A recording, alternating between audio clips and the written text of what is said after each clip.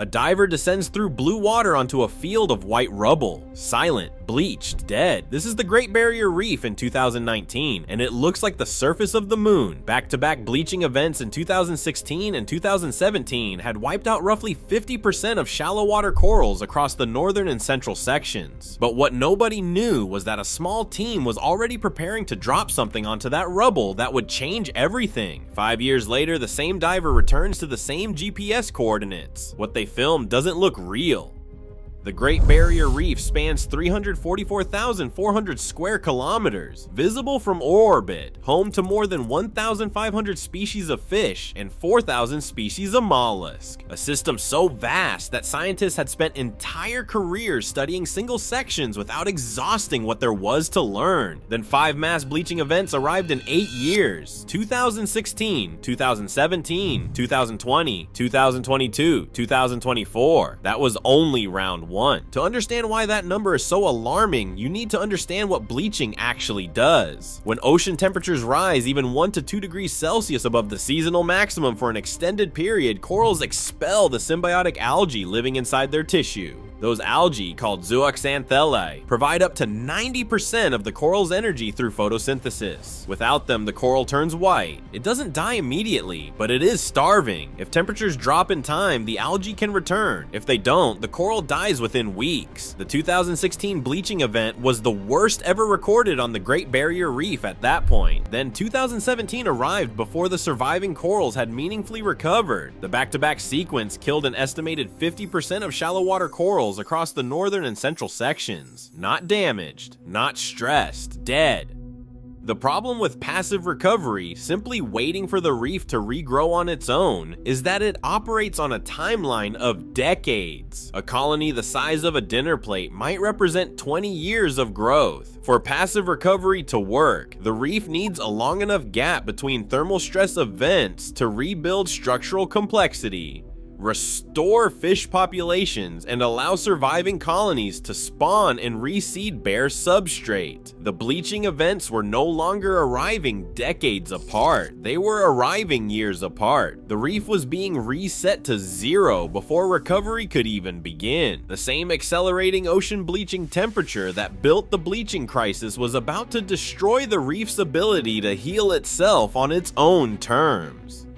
Professor Peter Harrison does not look like someone who spent 30 years staring at one of the most complex biological events on Earth and asking a question nobody else thought to ask. He is a marine biologist at Southern Cross University in New South Wales, and his area of focus for most of his career has been mass spawning, the annual event in which coral colonies across the Great Barrier Reef simultaneously release clouds of egg and sperm bundles into the water column, usually in November, usually triggered by water temperature and the lunar cycle. Mass spawning is one of the most extraordinary phenomena in the natural world. On a single night or across a few consecutive nights, billions of individual gamete bundles rise to the surface in slicks so dense they are visible from research vessels as a kind of underwater snowstorm in reverse. Every coral colony on a given section of reef releasing its genetic material into the same water at the same moment, maximizing the chances of fertilization across the broadest possible genetic pool. Nature in its own way has already solved the problem of scale. It produces the raw material in quantities that are almost incomprehensible. Harrison spent decades documenting this event, understanding its triggers, mapping its timing across different reef sections, and somewhere in that accumulated knowledge, a question formed. Not a small question, a question that, if it could be answered practically, would change the entire framework for reef restoration. What if you caught the spawn? Not all of it, not even a significant fraction of what the reef produces naturally, but enough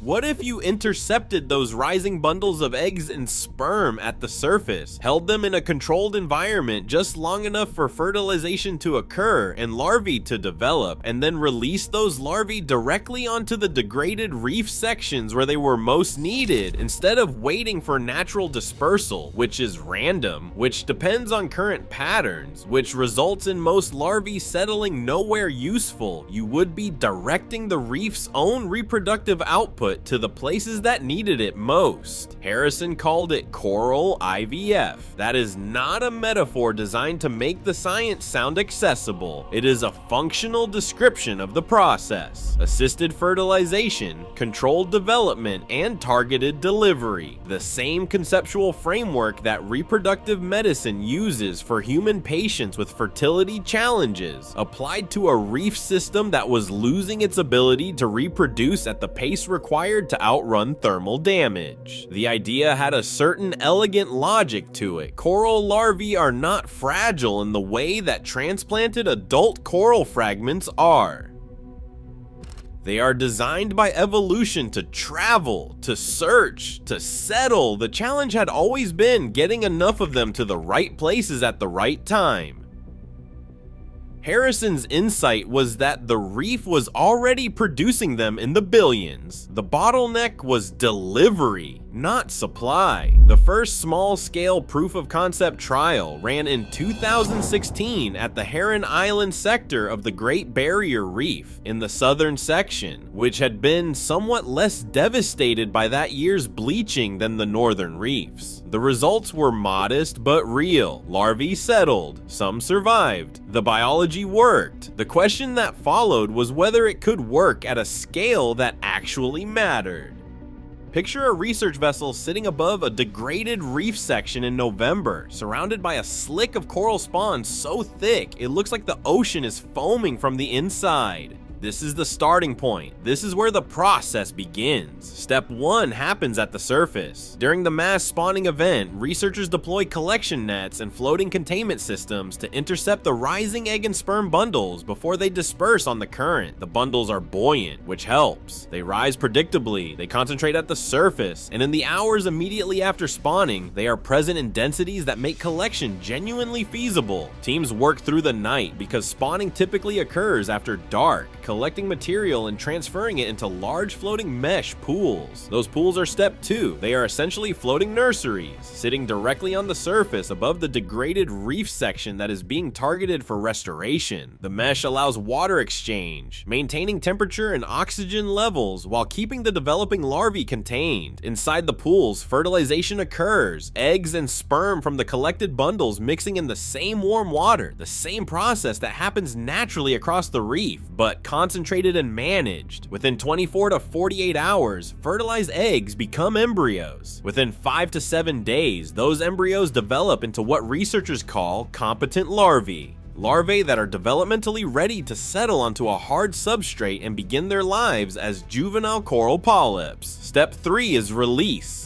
The competent larvae are transferred from the floating nurseries down to the degraded reef substrate below. And here's where the biology does something extraordinary entirely on its own. Coral larvae do not settle randomly. They are chemically guided. They respond to microbial cues, specific communities of bacteria and crustose coralline algae that colonize hard surfaces and use those cues to identify suitable settlement sites. No glue is required. No manual placement. The larvae find their own attachment points on the rubble, responding to signals that evolution has refined over hundreds of millions of years. If that sounds bad, keep watching, because the survival rates from this point forward are where the real story begins. Everything was in place. The team just didn't know what everything was building toward. The shift from experimental to operational came in November 2019. Harrison's team, working with collaborators from the Australian Institute of Marine Science and the Great Barrier Reef Marine Park Authority, released approximately 1 million larvae onto a bleached reef section in the northern Great Barrier Reef. 1 million, not a laboratory experiment, not a small proof-of-concept trial, an operational deployment at a scale that had never been attempted before, on a section of reef that had been assessed as severely degraded after the 2000 2016 and 2017 bleaching events. The number 1 million sounds large. In the context of natural spawning, it is a rounding error. The reef produces billions of larvae annually, but as a targeted restoration deployment directed at a specific degraded site, it represented a genuine threshold. The method had moved from the realm of scientific curiosity into something that looked, for the first time, like it might be a real tool. When you release 1 million larvae onto a dead reef and then swim away, the waiting is the hardest part. There is no dashboard to check, no real-time data feed. You return months later with a camera and a transect line, and you count what you find.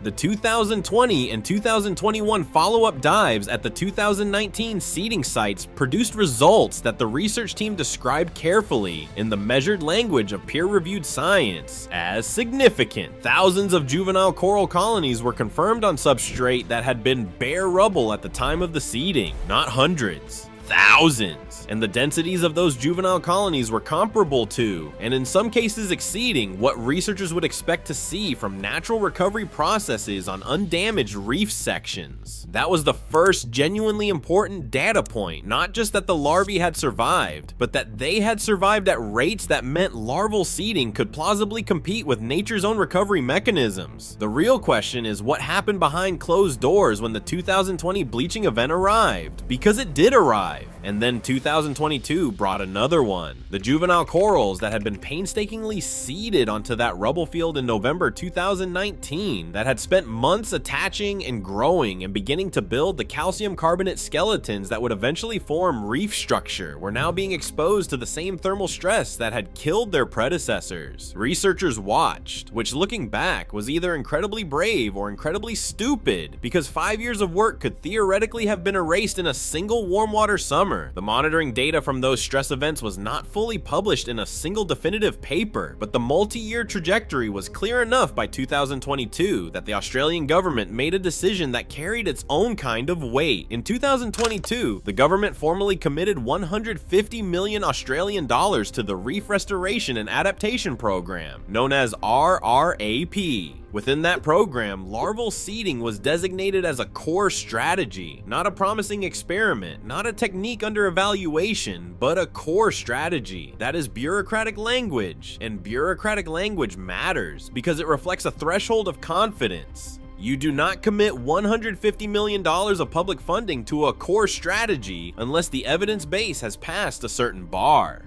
The commitment also reflected something else. It reflected an acknowledgement that passive recovery was no longer a viable plan. The bleaching events were arriving too fast. The thermal stress was too consistent. Waiting for the reef to heal itself on a decades-long timeline while the conditions that prevented healing continued to intensify was not a strategy. It was a hope. Active restoration, seeding, intervention, targeted delivery of larvae to degraded sites was being elevated from research program to national policy. The 2022 bleaching event came and went, the monitoring dives continued, and the reef section that had been seeded in November 2019 kept growing. The 5-year anniversary surveys at the 2019 seeding sites ran through 2023 and into 2024. The researchers who descended onto those sites had the original survey data. They knew exactly what the substrate had looked like in November 2019. White rubble, bare, structurally flat, the kind of seafloor that supports almost nothing because reef fish and invertebrates depend on structural complexity, on the three-dimensional architecture of living coral to feed, shelter, and reproduce. What the 2023 and 2024 surveys documented was a transformation that the team's own data had predicted was possible, but that still, apparently, produced a moment of genuine disorientation when seen in person. The dead rubble fields had become living reef communities, not a thin veneer of coral growth over dead substrate. Actual structural complexity, colonies rising from the seafloor, branching, building the kind of three-dimensional habitat that reef ecosystems require. The coral colonies themselves had reached 20 to 40 centimeters in diameter. That measurement matters for a specific reason. At that size, some of those colonies are approaching reproductive maturity. Coral colonies typically need to reach a certain size threshold before they participate in mass spawning events. The exact threshold varies by species, but colonies in the 20 to 40 centimeter range are entering the window, which means the restored reef section is not just alive, it is approaching the point where it can seed itself, where larvae from the restored colonies will drift onto adjacent degraded substrate and begin the process again, without human intervention. Fish populations had returned to the restored sections. Not just any fish, indicator species. Species that require live coral structure to function. Species whose presence is used by reef ecologists as a proxy for ecosystem health because they will not inhabit degraded areas regardless of how much food might theoretically be available there. Their return to the 2019 seeding sites was, in the language of reef ecology, a confirmation that the restoration had crossed a threshold from coral recovery into ecosystem recovery. Peter Harrison's assessment of the 5-year results, as reported in coverage of the program, was that they were beyond what we expected. Harrison is a scientist who has spent decades in this field. He designed the experiment. He ran the 2016 proof of concept trial. He knows what the baseline expectations were. When he describes the results as beyond what we expected, he is not deploying modest scientific understatement to make a marginal result sound impressive. He is describing a genuine surprise at the speed and completeness of the recovery relative to what the models had projected. The reef that was written off had written something back.